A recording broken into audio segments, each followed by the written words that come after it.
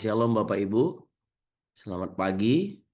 Di minggu yang baru kita tetap mengucap syukur untuk apa yang Tuhan sudah kerjakan dan Tuhan sudah buat dalam hidup kita sepanjang minggu-minggu yang sudah berjalan. Nah, pagi ini kita akan terus uh, mendengarkan firman berbicara tentang pursuing holiness, ya. Dan kita lihat apa yang Tuhan sudah kerjakan untuk hidup kita. Nah, saya akan memulai dengan hal yang sederhana saja pagi ini, pursuing holiness. Nah, ternyata Bapak Ibu, holiness, kekudusan itu adalah ikatan perjanjian, ya. Ataupun kalau dalam bahasa Alkitab kita sebut dengan covenant. Kekudusan itu adalah sebuah perjanjian. Makanya dikatakan holiness itu artinya apa? Eh, Dipisahkan, dibuat spesial, tidak tercampur dengan yang lain. Sebuah bangsa yang memiliki perjanjian dengan Allah, yaitu Israel, dikuduskan, dan kita juga dicangkokkan. Jadi holiness itu adalah sebuah perjanjian.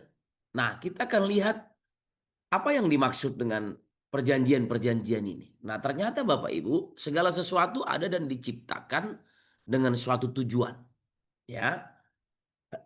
Nah, tujuannya apa? Waktu manusia diciptakan, apa tujuannya? Nah, kita lihat bahwa ternyata kita diciptakan untuk hidup dalam kasih dan kekudusan. Alkitab berkata, tanpa kekudusan tidak seorang pun melihat Allah. Saya ulangi, tanpa kekudusan tidak seorang pun melihat Allah. Nah, ini kata kunci dan penting sekali.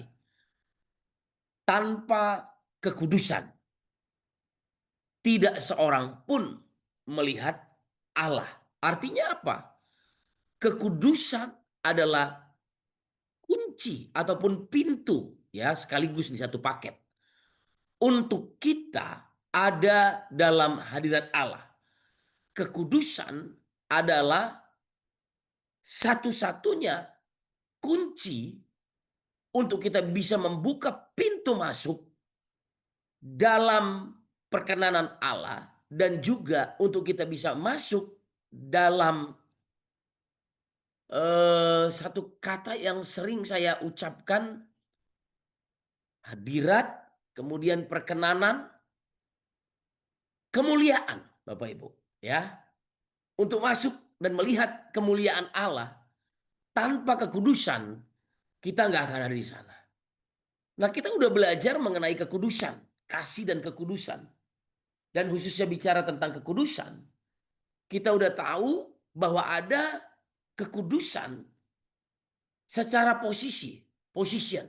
Ataupun dalam minggu-minggu ini kita belajar tentang kekudusan definitif.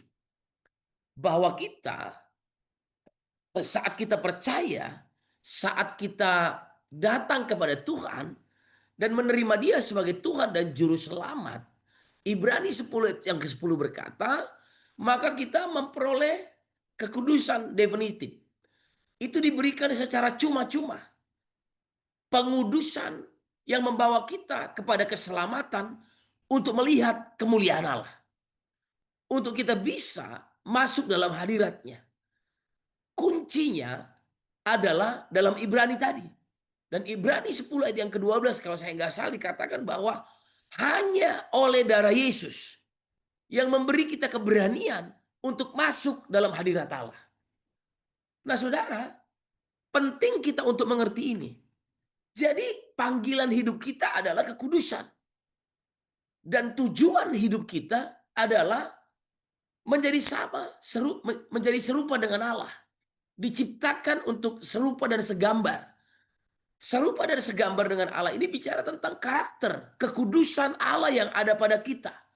Itu sebabnya kita dipanggil, dipisahkan untuk hidup kudus. Karena kekudusan adalah kunci untuk kita melihat kemuliaannya. Tanpa kekudusan, tidak seorang pun melihat Allah. Amin, Bapak Ibu. Jadi pengudusan definitif itu nggak bisa kita kerjakan sendiri. Karena kitab Roma berkata bahwa semua orang sudah berdosa dan kehilangan kemuliaan Allah. Ya, saya dan saudara sudah berdosa dan kehilangan kemuliaan Allah. Namun Yesus datang untuk menguduskan hidup kita. Dan kekudusan definitif diberikan kepada kita. Jadi secara status, saya dan saudara adalah orang kudus. Apapun itu, saudara. Nah, penting kita untuk mengerti ini. Bahwa kita dipanggil untuk hidup dalam kekudusan. Itulah tujuan hidup kita.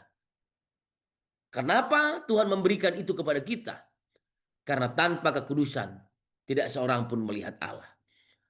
Waktu kita hidup dalam kekudusan, maka gambar dan rupa Allah itu dikembalikan kepada kita. Waktu manusia jatuh ke dalam dosa dalam Kejadian pasal yang ketiga, maka gambar dan rupa Allah, kekudusan, tidak lagi ada dalam hidup manusia. Nah, jadi ini panggilan hidup kita, Bapak Ibu. Kekudusan itu adalah sebuah destiny. Karena waktu kita ada di sana, kita melihat Allah. Tanpa kekudusan, kita tidak bisa melihat Allah. Pengertian ini saya harap ada dalam hati kita dan kita betul-betul menyadari bahwa di kayu salib Tuhan sudah menguduskan hidup kita. Penebusannya yang menjadikan kita orang-orang kudusnya. Namun saudara, dosa merusak hubungan. Ini saya ulang-ulang lagi. Kejadian pasal yang ketiga. Manusia jatuh ke dalam dosa dan dosa merusak hubungan. Saudara, dengar baik-baik. Dosa adalah pintu gerbang untuk kita kehilangan kekudusan. Dosa adalah pintu gerbang yang membuat kita putus hubungan dengan Allah, rusak hubungannya. Dan waktu manusia memutuskan untuk sadar atau tidak sadar melakukan dosa, maka hubungan menjadi rusak. Kita ingat kisah di Kejadian 3 Taman Eden, waktu manusia makan buah pohon pengetahuan yang baik dan yang jahat, otomatis Bapak Ibu, mereka melanggar perintah Allah, mereka tidak melakukan kehendak Allah, maka manusia terpisah dari Allah. Dan dosa merusak hubungan antara Allah dengan manusia, tapi perlu diingat, dosa merusak hubungan antara Adam dan Hawa. Langsung Bapak Ibu, otomatis ketika dosa masuk, kekudusan pergi, meninggalkan manusia. Dan ketika dosa masuk, kekudusan pergi, saat itu juga terjadi kerusakan hubungan. Allah dengan manusia, manusia dengan manusia. Serta merta saat itu juga ketika Allah bertanya, Adam, di manakah engkau? Adam langsung berkata, bukan aku Tuhan, tapi perempuan itu. Ini bukti hubungan Adam dan Hawa rusak, Bapak Ibu. Lalu ketika Hawa ditanya, Hawa, di manakah engkau? Bukan aku Tuhan, tapi ular itu. Manusia sudah mulai saling menyalahkan. Tanpa kekudusan Bapak Ibu, tidak seorang pun melihat Allah. Yang biasanya Allah itu dengan Adam di Taman Eden bersama-sama berbincang-bincang. Namun setelah dosa masuk, kekudusan pergi. Sama seperti terang dan gelap. Ketika gelap datang, maka terang itu pergi. Ketika terang datang, maka gelap itu pergi. Tidak bisa bercampur, Bapak Ibu. Ya. Nah, jadi dosa merusak hubungan. Hubungan dalam pernikahan, hubungan orang tua dan anak-anak. Pernikahan ataupun keluarga harus kudus. Katakan amin. Alkitab membahas ini terlalu banyak, Bapak Ibu. Sangat banyak dibahas bahwa keluarga harus hidup dalam kekudusan. Karena tanpa kekudusan, rumah tangga pasti akan rusak dan berantakan. Ya, apa itu contoh ketidakkudusan dalam keluarga, Bapak Ibu? Ketidakpercayaan. Apa contoh kerusakan dalam hubungan rumah tangga, Bapak Ibu? Kecurigaan. Suami merasa dia yang hanya dia yang capek sendiri. Itu bukti, Bapak Ibu. Dan itu impactnya. Dan apalagi, Bapak Ibu, banyak. Sehingga terjadi perselingkuhan. Terjadi istri meninggalkan suami. Terjadi suami meninggalkan istri. Sumbernya dari mana, Bapak Ibu? Semua masalah ini. Sumber dari semua masalah ini adalah ketidakkudusan, dosa, Bapak Ibu. Jadi, ayo kita cek. Apakah masih ada dosa dalam pikiran kita, dalam hati kita? Kita memang sudah dikuduskan. Tetapi kita beranjak kepada pengudusan secara progresif. Seorang pria harus terus mengecek hati dan pikirannya. Bagaimana hubungannya dengan pasangannya. Seorang istri juga harus tetap mengecek dirinya, pikirannya, hatinya, perkataannya. Jangan sampai ada hal-hal yang tidak kudus keluar. Sasaran tembak dari si iblis, setan, dalam merusak kekudusan adalah keluarga. Terutama hubungan suami istri. Karena Kristus menggambarkan seperti Kristus dengan jemaatnya. Sama dengan seperti suami dengan istri, Bapak Ibu. Nah, itu sebabnya dosa adalah sumber semua permasalahan. Ketidakkudusan adalah sumber segala masalah hidup manusia. Mari kita melihat ini, Bapak Ibu, dan kembali menyadari. Keluargamu itu dikuduskan.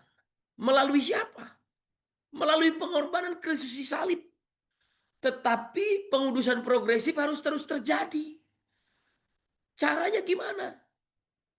Menerima kekurangan. Menerima kekurangan istrimu. Menerima kelemahan istrimu. Menerima kelebihannya juga. Istri juga menerima kekurangan suami. Menerima juga kelebihannya. Bapak Ibu, saya sangat mempercayai ketika kita sudah diberkati dalam pernikahan kudus, maka saat itulah kekudusan Allah ada pada keluarga kita. Tetapi pengudusan progresif harus terus berjalan. Pikiran, hati kita. Roh, jiwa, dan tubuh kita. Dalam perjalanannya, Roma pasal 12. Janganlah kamu menjadi serupa dengan dunia ini.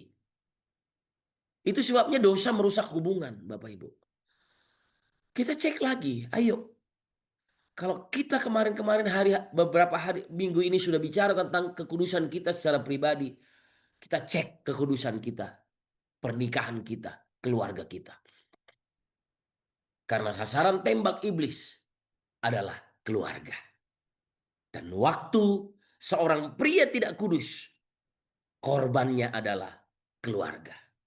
Waktu seorang istri juga tidak kudus, maka korbannya adalah rumah tangga. Itu sebabnya sumber segala permasalahan hidup manusia adalah dosa ataupun ketidakkudusan. Nah, apa yang mau kita lakukan? ataupun apa yang perlu kita cek. Ini yang saya katakan tadi, jangan saling menyalahkan lagi, Bapak Ibu. Saling menyalahkan itu kita sedang berusaha untuk eh, mencari-cari kesalahan pasangan. Mungkin salah, mungkin juga istri kita hilaf, mungkin juga anak-anak kita sedang tersesat, tetapi Yesus pernah berkata dalam perumpamaannya dalam Yohanes pasal yang ke-10 bahwa satu domba yang tersesat terhilang, dia akan kejar itu. Nah, itu sebabnya kalau terjadi kesalahan, terjadi permasalahan dalam rumah tangga, kekudusan, kembali kepada kekudusan definitif. Bahwa kita ini sudah dikuduskan. Ayo, tarik kembali mereka. Jangan saling menyalahkan dan jangan memperbesar-besar kesalahan. Tapi bawa kepada Yakobus 5 ayat 16 yang berkata demikian. Karena itu hendaklah kamu saling mengaku dosamu dan saling mendoakan supaya kamu sembuh. Saya melayani di camp pria, Bapak Ibu, Bapak-bapak, udah ratusan kali. Sejak tahun 2006, 19 tahun. Permasalahan utama pria adalah sulit untuk mengakui dosa kepada pasangannya, kepada istrinya. Hari ini saya men-encourage ya, motivasi bapak-bapak, ayo pria-pria, beranilah untuk mengakui kesalahanmu kepada pasanganmu. Ya, dan minta didoakan oleh istrimu. Istri, ibu-ibu, ketika engkau mendengar, melihat kesalahan suamimu, udahlah, nggak usah disalah-salahkan lagi. Doakan suamimu. Kalau dia datang mengaku kesalahannya sama sama ibu-ibu, terimalah dan ampunilah dosanya. Supaya apa? Supaya keluargamu sembuh. Supaya keluargamu mengalami pengudusan. Jangan lagi saling menyalahkan. Ini aja lah yang dikerjakan iblis. Permainan iblis ini, main cantik katanya. Iblis di sini. Ayo kita menyadari ini. Bahwa dosa, ketidakkudusan merusak hubungan dalam pernikahan. Dan Yakobus 5 ayat 16 berkata, hendaklah kamu saling mengaku dosamu dan saling mendoakan supaya kamu sembuh. Amin Bapak Ibu. Ayo. Nanti minggu saya berkhotbah, saya mau nyampaikan lebih dalam lagi mengenai hal ini ya. Sumber masalah dalam rumah tangga. Dan mungkin Bapak Ibu yang tidak di Jakarta, tidak dengan GGC, Senin depan saya akan jelaskan. Nah, saudara apa kata kuncinya? Saling mengampuni. Efesus 4 ayat 32 berkata, tetapi hendaklah kamu saling mengampuni, sebagaimana Allah telah mengampuni kamu. Saudara, kita ini dikuduskan melalui korban Kristus di salib. Kita ini mengalami pengudusan sempurna secara definitif. Dan praktek untuk pengudusan progresif adalah dalam keluarga. Saling mengampuni dan saling mengasihi. Sebabnya tadi saya bilang, kita diciptakan untuk kasih dan untuk kekudusan. Keluarga diciptakan untuk saling mengasihi, hidup dalam kekudusan, hidup dalam hadirat Allah, hidup dalam kemuliaan Allah. Tanpa kekudusan, Bapak Ibu, itu tidak akan terjadi. Ya, bagaimana caranya? Sederhana. Ampuni kesalahan orang lain, ampuni kesalahan suamimu, ampuni kesalahan istrimu. Berdoa bagi pasanganmu. Lihat gambar ini, orang tua yang ribut berantem terus. Semuanya jadi korban. Ya, rumah tanggamu jadi korban Bapak Ibu. Tapi anak-anak menjadi korban yang paling mengerikan. Ya, itu sebabnya hendaklah kamu saling mengampuni sebagaimana Allah telah mengampuni kamu. Kasih dan pengampunan memulihkan hubungan dalam pernikahan, anak, dan orang tua. Bagaimana caranya? Pursuing holiness. Kejarlah kekudusan. Berusahalah berdamai dengan semua orang. Kejarlah kekudusan.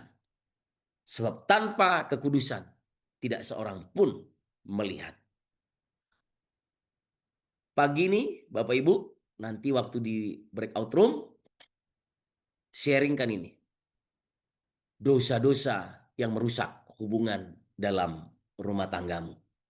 Bagaimana sikap hatimu terhadap istrimu hari ini? Bagaimana sikap hatimu terhadap suamimu hari ini? Jangan sampai tidak ada pengampunan. Jangan sampai tidak ada kasih. Jangan sampai iblis dengan permainan cantiknya menguasai keluargamu. Sehingga anak-anak menjadi korban. Ya, mari kita berdoa. Kami mengucap syukur Tuhan untuk firman-Mu. Bekerja atas kami Tuhan. Karena kami tahu tanpa kekudusan tidak seorang pun melihat Allah. Demi nama Yesus. Haleluya. Amin.